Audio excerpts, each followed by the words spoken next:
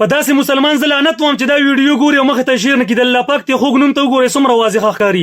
څومره مسلمانان چې دا ویډیو ګوري دومره مخې ته شیر کوي چې حکومت ته ورسي او دا کپني د یخه سره ختمه کړي او کافرانو ته دا پته ولګي چې مسلمانان د خپل خوږ الله پاک سره څومره مینه کوي.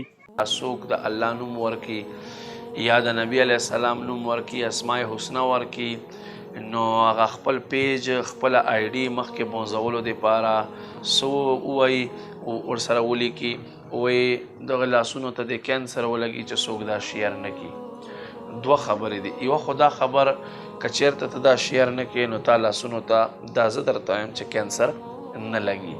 کینسر ورکوونکی الله ذات دی، اخیستونکی الله ذات دی. په د نوم په شیر کولو په نه شیر کولو باندې دی چاته کینسر بیماری نه ورکوي. هغه کل امت باندې په کل جهان باندې مهربان دی او یا میندو نه زیات محبت کوي.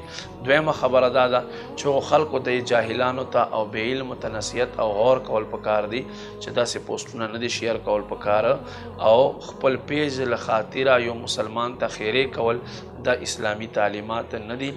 ولې لا حرج فی الدین، په دین کې تنګي په دشواري په چا باندې نشته دی. امید لرم زما دا مختصر خبره به تاسو خوښې شوي. مخکې د سره شیر کړئ چې زما دا مختصر میسج هر مسلمان ته ورسي. شکریہ.